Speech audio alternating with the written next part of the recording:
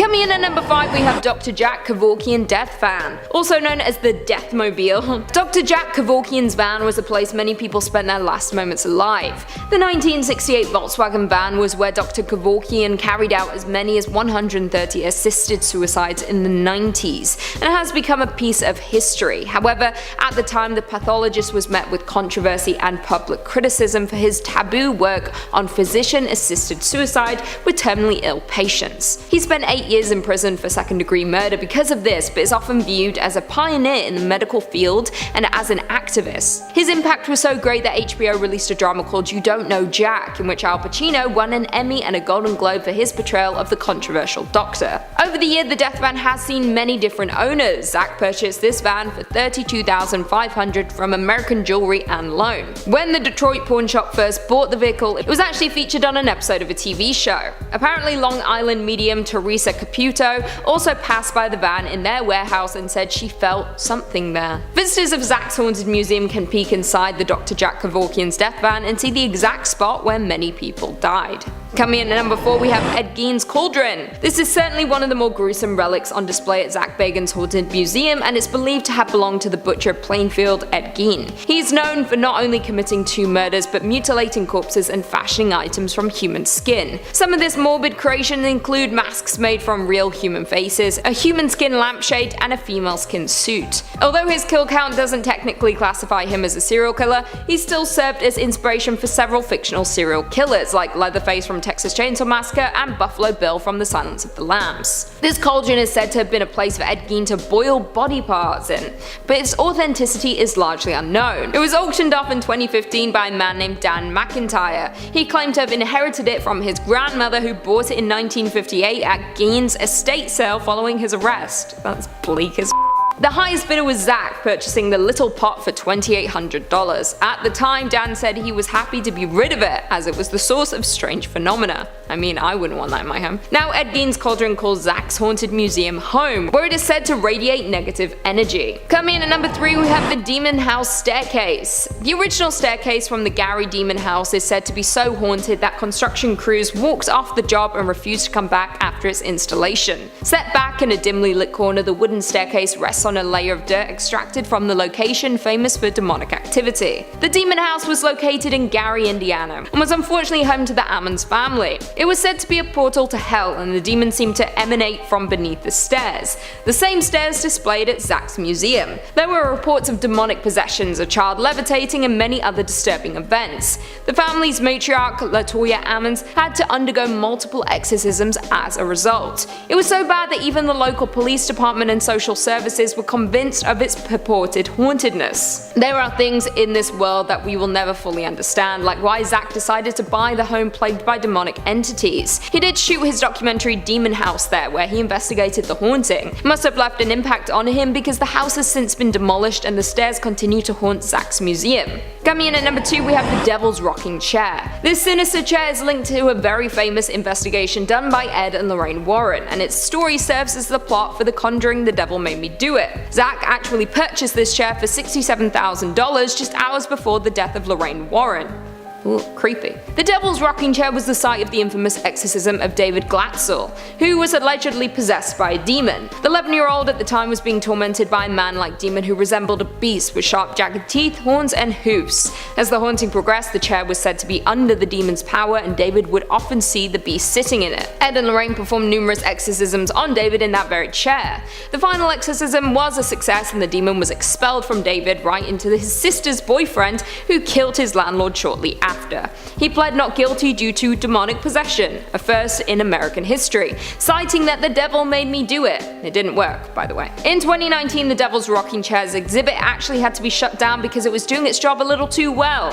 6 different people shared the same disturbing experience with the chair. They all had bouts of uncontrollable crying, and one even collapsed above it. The museum having adverse effects on visitors isn't anything new, with ambulances having to be called in the past, but this was the first time in the museum's history that an exhibit had to be shut down. And finally coming in at number 1 we have Deic box. In the number 1 spot is known as the most haunted object in the world, the notorious Deic box. According to Jewish mythology, a Deic is a malevolent spirit that's said to haunt and possess the living, and the Deic box is home to the evil entity. This wine cabinet is so haunted that it actually served as inspiration for the horror film The Possession. The Deic box first became a sensation when it was listed on eBay, along with an extensive ghost story attached to it. After some owner hopping, it came into Zach's possession. Shortly after the Deic box arrived in the museum, holes allegedly began to appear around the haunted cabinet. A downtown Las Vegas marketing executive also apparently witnessed a black-cloaked apparition pass through the exhibit's door while doing a private tour with Zach. This haunted relic is no joke. Even Post Malone was apparently cursed by the Deic when he visited the museum with Zach himself. After touching Zach's shoulder, who was resting his hand on the box, Post Malone had a streak of terrible luck. In less than a month, his private jet was forced to make an emergency landing when 2 tires blew out. His house was broken into by armed robbers, and Number 5, we've got a mask of Hannah Cranna. This item isn't necessarily intrinsically linked to the famous witch, but it is done up in her likeness and inspires folks to learn more about her magical ways, and that is impressive, so we'll talk about it. Way back when, in the far-off land of New England, there once lived a woman known as Hannah Cranna. She was an individual with a particularly short temper and a tendency to demand things of her neighbors with nothing offered in return. Come on, Hannah. Now, oftentimes her neighbors would say no to these demands, resulting in a bit of a tantrum from Miss Cranna. These could be scary and upsetting, but nothing too terrible, or so they thought. Often, after refusing Hannah Cranna a favor, these neighbors would have some misfortune befall them, and because of the rumors circulating, they didn't usually chalk this up to simple bad luck. No sir, they suspected witchcraft. The idea compounded over time, especially as things seemed to get worse around Hannah. Her husband wandered off into the night and perished after falling off a cliff. This put even heavier suspicion upon Hannah, who at this point was deemed a witch by all of her neighbors. And Hannah Cranna embraced this title with aplomb. Good for her, right? She took to walking around with her rooster, old Boreas, who many suspected to be her familiar. She cursed her baker neighbor to bake less tasty pies, and cursed a young fisherman to never catch a fish again. And eventually she foresaw her own death and made some more of her famous demands in relation to her burial. Her neighbors were told to carry her coffin to her grave by hand, not by cart. She also refused to be buried before sundown. Of course, when she kicked the bucket, they didn't want to deal with all this. But when they attempted to drag her coffin through the snow by sled, it would slide off and down the hill, forcing them to try again. And to top it all off, when they returned to Hannah Cranna's home at the end of the ordeal, it had burned to the ground. A witch through and through. So be careful while looking at this mask. Who knows if somehow Hannah Cranna could still be channeling power through it. Coming in number 4, we've got some Satanic books. We've talked quite a bit about the allure and taboo that comes along with satanic rituals. When people find masks, dolls, tombstones, idols, and more associated with Satanism, they tend to get pretty freaked out. They tell tales about what these objects may have been used for in the past and generally attribute a whole lot of dark energy to them. Whether anyone doing this understands exactly what they're talking about is totally up in the air. It seems that every few decades or so there's a brand new satanic panic. X is leading to Y and it's going to corrupt our children. Why won't we think of the children? However, if folks took the time to attempt to understand what they were really talking about, I would bet that the panic might recede a little bit.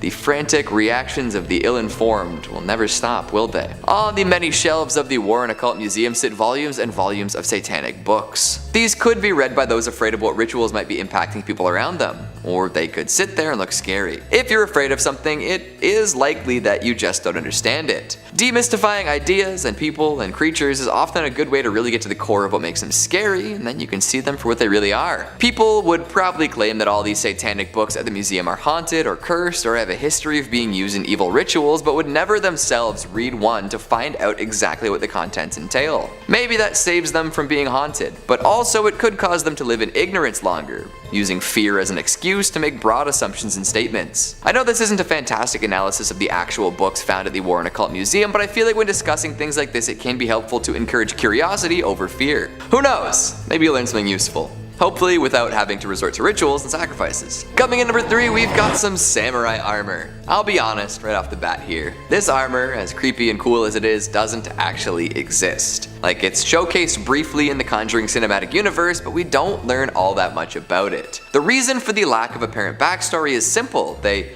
made it up for the movie.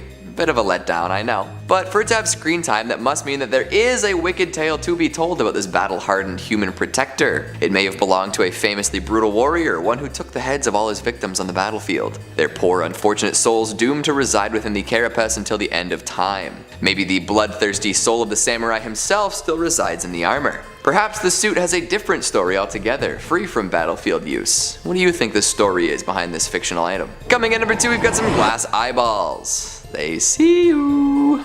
In general, old school prosthetics fall under the uncanny valley classification.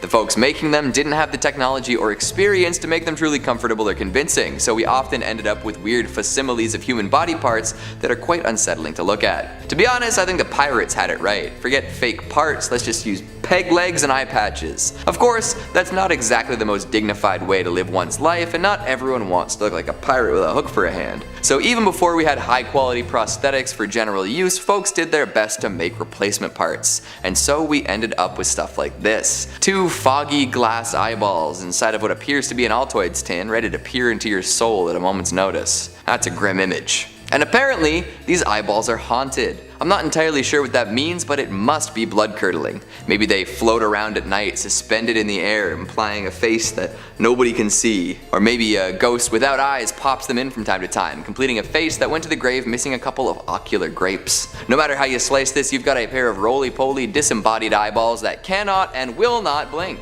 Things they must have seen. And finally, at number 1, we've got a dark magic doll. Unsurprisingly, the Warrens had a massive collection of scary dolls. Annabelle and the Shadow Doll are just the beginning, and are likely so well known compared to the others thanks to their relative power. These two will act on their own and often cause mischief and misfortune without being prompted. The Dark Magic Doll is a little different, where it's still imbued with a curse, but has to be used by a human to take effect. According to Tony Spera, son-in-law of the Warrens, it operates kinda like a voodoo doll. By adding an image of the person you're attempting to harm to it, you can use it to cause plenty of pain in their life. Make the doll look like your target, perform a quick ritual, and maybe add some of their hair to the equation and you're set. Then you hang the doll and wait for it to take effect. Apparently those who are targeted by the effects of this magic doll will soon fall ill and eventually succumb to this illness. So don't be messing around with it for no reason. You've got to go in with intent. And just for funsies, please let us know if that's something you plan on doing in the future. So we know. And we have Mary Todd Lincoln's dress. This beautiful dress was once owned by Mary Todd Lincoln, Abraham Lincoln's wife. It's a beautiful purple velvet dress with satin and lace detailing. She wore this dress during the Washington winter social season in 1861 to 62. But here's the thing. After her husband's death, Mary went into mourning for a long period of time. In fact, she stayed in widow's clothes up until her own death in 1882. So she had no use for this dress anymore. So she gave this dress and some of her other items to her family members. This dress was given to her cousin Elizabeth Todd Grimsley. In 1916, Grimsley's son sold the dress to the Smithsonian's First Ladies collection. And now, apparently, it's haunted by Mary Todd herself. People have heard weeping when they have been near this dress. On a number of occasions, they have actually seen Mary Todd Lincoln's apparition by the dress. Thankfully, she means no harm. But if you think about it, it's quite sad. Even in the afterlife, she's still mourning over the loss of her husband. Hopefully, she can eventually find peace and reunite with him. Moving on to number 4, we have the Smithsonian. One of the most haunted items in the Smithsonian is the museum itself. It is haunted by a number of ghosts. As a result, they actually offer ghost tours on location for people interested in the paranormal. On a number of occasions, workers have seen past Smithsonian scientists who would work on the collections there. But the most active ghost is that of the Smithsonian's first curator and second secretary, Spencer Fullerton Bard. Almost all of the night guards at the Smithsonian have seen his ghost wandering the halls. They see him gliding through the halls, people try to talk to him, and then he disappears into thin air. Then you have the ghost of Secretary Joseph Henry that also likes to show his face around town. According to the night guards, they said, and I quote, "Henry is often seen fully clothed in the garments he wore in life, walking through the exhibits before returning to his post. His post being the statue the museum has in place for him." Dude, what in the night of the museum is this? Seriously. Then you have the countless unidentified entities that also haunt the halls. These are just like black shadowy figures people have seen in passing. At least it seems like these ghosts mean no harm. Like, sure, it's kinda spooky, but at least they aren't malicious. Also, hit that thumbs up button if you want to see me go ghost hunting at the Smithsonian. I'm down. In our third spot today, we have the ancient Egyptian treasures. Rumor has it that a number of treasures or artifacts from ancient Egypt are cursed. I mean, you all know about King Tut's curse. Well, there are a couple of items in the Smithsonian from ancient Egypt that are definitely haunted. For starters, we have the scarab. This scarab is believed to be from King Tut's tomb. For starters, it is believed that bad luck will fall on anyone who handles King Tut's body or other artifacts in his tomb. Everything in there is believed to be cursed by King Tut himself. I'm sure you've heard of the story of Howard Carter and his team that excavated the tomb. After doing so, several of the people involved died suddenly and mysteriously, so it's believed that this scarab is cursed along with the other items there. And then we have the mummified cat head. Yeah, you heard me. Now this one actually isn't from King Tut's tomb, but a woman named Mab B. Nylon donated a cat's head. Yeah, just the head. Who knows where the body is? Hey, maybe she kept it for herself and it's on display in her house. I'm not gonna judge. Anyways, this creepy thing is a preserved mummified cat's head wrapped in linen. Inside contains a real cat skull. Well, according to a number of workers, they have seen a ghostly cat apparition move around this display. This damn ghost cat is probably out looking for the rest of its body. This cat has also been seen wandering the halls and in several other exhibits as well. Moving on at number 2, we have the Black Aggie. This all started back in the 1800s when a woman named Marianne Hooper Adams, known by her friends as Clover, sunk into a terrible depression. As a result, she drank some of her photography developing chemicals and took her own life. After her death, her husband commissioned a sculptor to make a memorial statue of her. It was named the Adams Memorial, and later Black Aggie. But because of how it looked, people called it Grief, and that's when this creepy legend surrounding it was born. Legend goes that if you stare into her eyes long enough, they'll open up and start glowing red. Those that see her eyes will either be killed by her or she will cause you to go blind. Not only that, if you sit on the statue's lap at midnight, then you will die within 2 weeks. It's also said that pregnant ladies should never go near her. If they do, she will cause them to miscarry.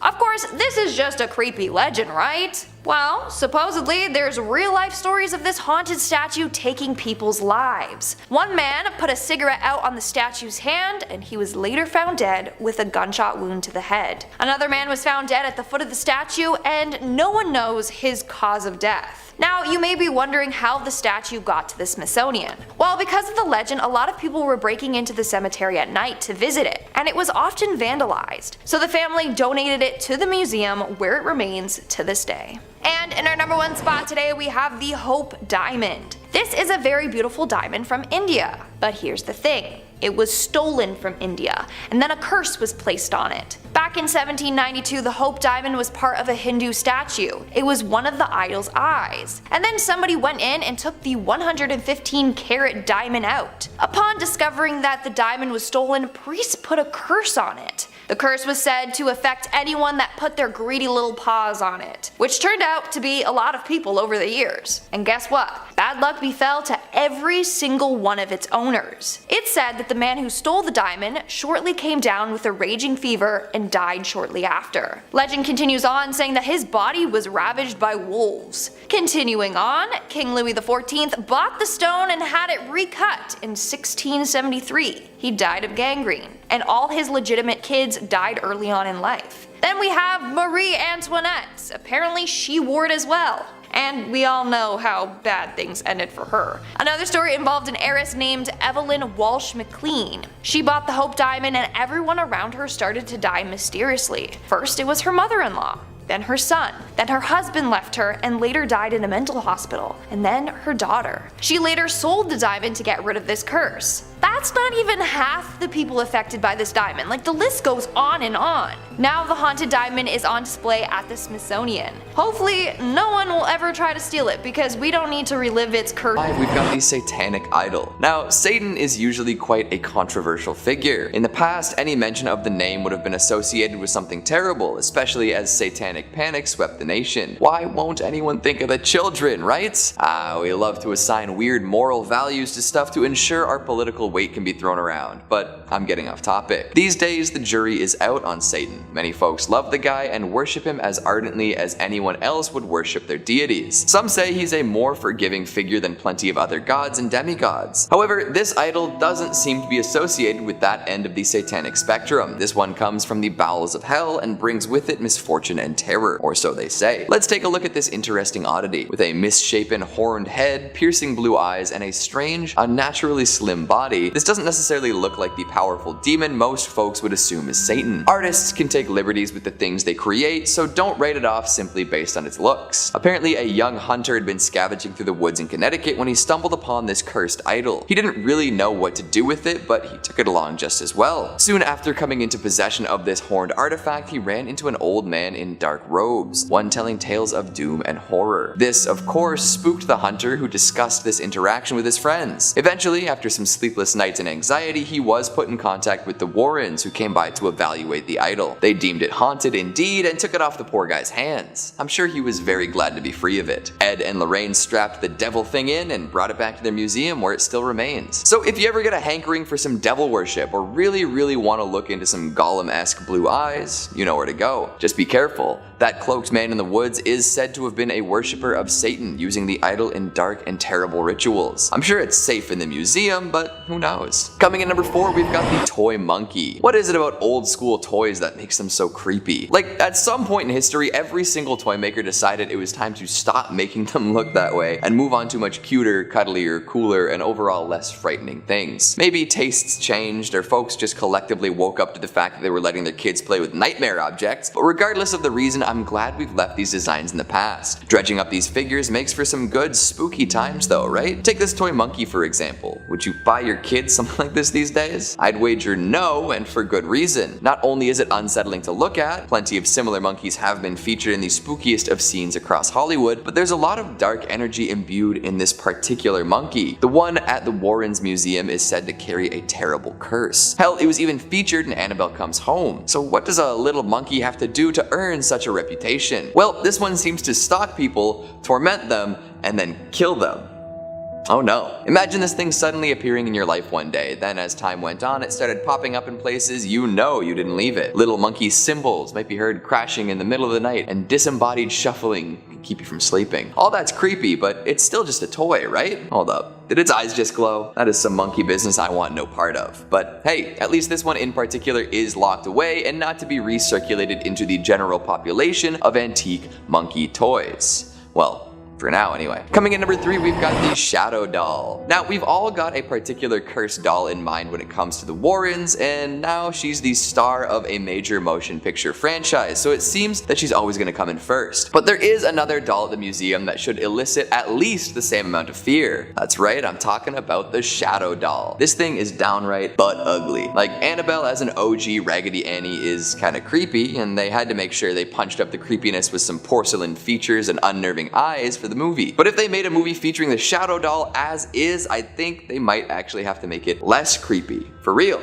I don't know if big movie theater chains would allow something like this on their screens. Feels like something out of a snuff film, maybe a low-budget exploitation flick. Nobody's looking at this and saying, oh yeah, I want to watch a whole movie based on this thing. Worse yet, the Shadow Doll seems to carry a much more terrible curse than most. Plenty of cursed dolls require you to be in the same room as them in order for the worst of the effects to hit you, but the Shadow Doll just needs you to view a picture of it to generate risk. Just looking at it means there's a chance it'll visit you in your dreams and kill you there, Freddy Krueger style. And based on looks, I don't think it would make it fun like Freddy does. It would just be brutal and upsetting. Goodness gracious. Coming in number 2, we've got the Pearls of Death. These are known for their outrageously dangerous powers. They might just look like a nice set of pearls waiting to be adorned by the fanciest of folk, but be warned, the glamour is not worth the price. And I'm not talking about how much you pay for them. No, it is not money that these pearls want, it is your life. Owners Owners of this particular string of aquatic orbs have complained time and time again of the necklace constricting around their throat and choking them. According to the first woman to adorn herself with this luxurious item, she felt as if she was being strangled as soon as she put them on. She attempted to take them off, but was unsuccessful. Panicked, she rushed out to request help, and it took multiple people yanking on the string to finally set her free. Since then, people have been very reluctant to wear these pearls. Some believe that a Satanist or black magic worshipper cursed the necklace before it was given to the unfortunate woman, kinda like the opposite of a holy person blessing an object. How fun. I wonder if we got a priest in there, whether they could cancel out the curse. I suppose not too many people are willing to test whether or not the pearls are still strangling. And finally, at number 1, we've got Annabelle, the Warren Museum tenant who needs no introduction, the mistress of the glass case, the shadow clawer of college boyfriends, the mega million movie star herself, Annabelle. What a classic cursed doll. Honestly, I'm sure the museum could liquidate most of their other objects and still have a similar crowd come by if they just kept Annabelle. Legendary. She looks a little different in real life than in the movies, although I'm sure this is true of any movie star. We've already discussed her Raggedy Annie appearance, especially compared to the more porcelain figure in the flicks. However, this doll makes up for a lack of spooky looks with a plethora of terrifying tales. After being gifted to a nursing student, Annabelle started acting strange. She'd move around the house on her own and leave little notes to the girls living there. Eventually, she would attack and strangle the boyfriend of one of the students, leaving them desperate for help. The Warrens soon arrived and whisked the doll away. However, they seemed to know just how wretched and terrible she could be, and as such, they locked Annabelle away in a holy box. This seems to keep her at bay, but who knows? Someday she could break free once again. I'm sure there are plenty more extra cursed and haunted objects held at the Warrens Occult Museum, but today we've only got time for 5. Coming in at number 5, we've got a vampire coffin. Say what? The resting place of an undead bloodsucker?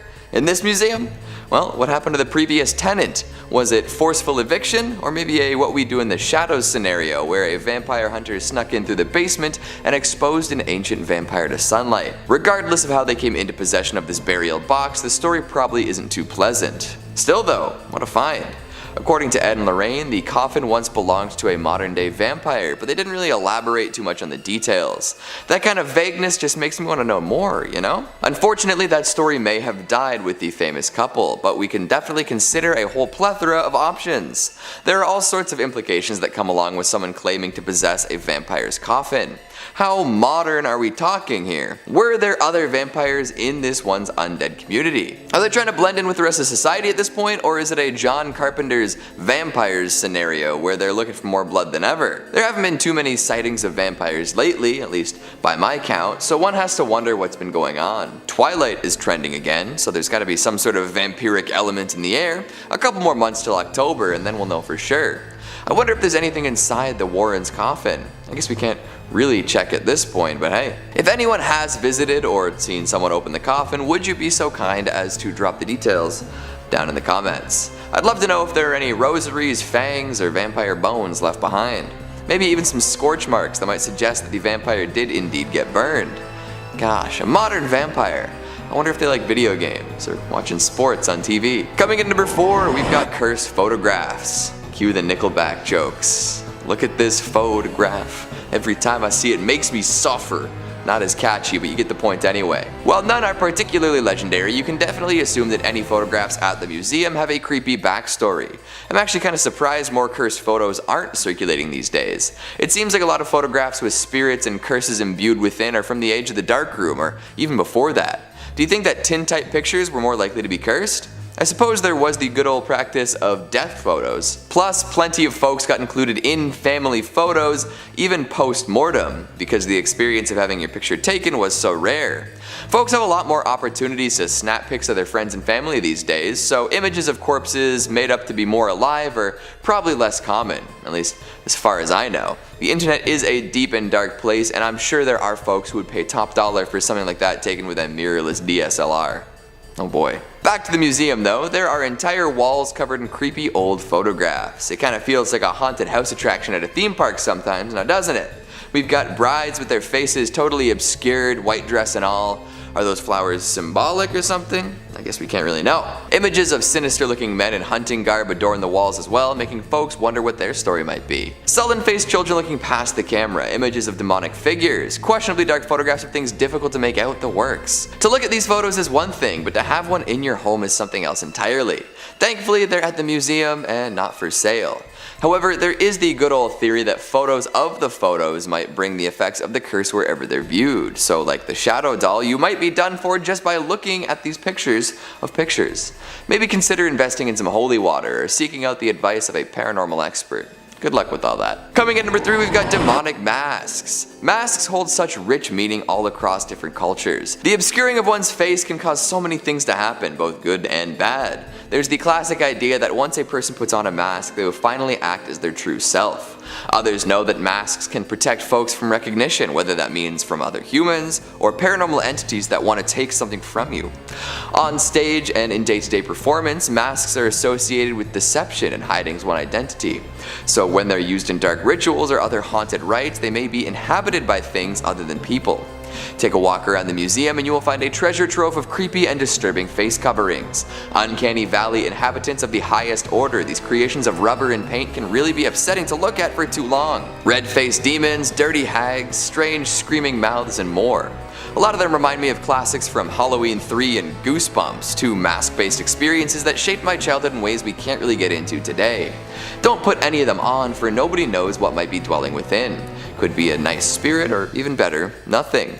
Although there's always the risk of a malevolent demon waiting within, eagerly anticipating the moment an unsuspecting victim dons the mantle. Maybe stick to medical masks for now. No demons should be waiting in there, plus you'll keep all your droplets to yourself. Coming in at number 2, we've got the Tombstones of Children. Yes, you heard that correctly. The Warrens had a collection of grave markers meant to sit above children who passed on. Now, in their defense, apparently these had been collected after they exorcised some demons raised through satanic rituals. The tombstones were not originally moved by the Warrens, but by those who would perform these dark deeds. The Warrens simply took them to the museum after all was said and done, likely in an attempt to prevent others from using them in further rituals.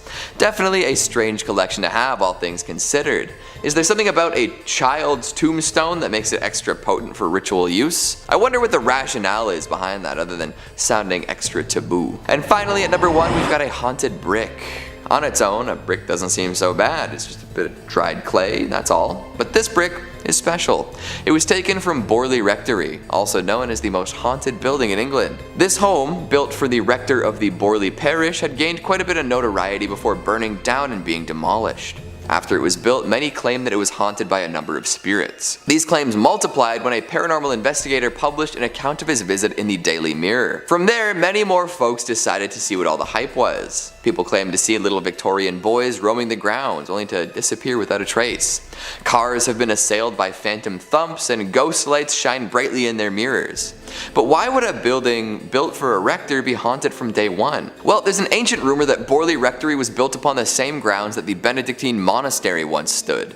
It was here that a monk and a nun partook in a forbidden relationship, eventually culminating in their untimely deaths. Since then, their presences have been felt all over the grounds, causing bells to ring without anyone around, recording equipment to malfunction, candlesticks to be thrown, and animals to be spooked. The rectory and the monastery are gone now, but the Warrens did procure a piece of the famously haunted place before it fell. One has to wonder how much haunted energy is still imbued in this brick. Would you be willing to pick it up? Who thinks spending a night in this museum would be a fun time? You'd probably see some really spooky stuff, that's for sure.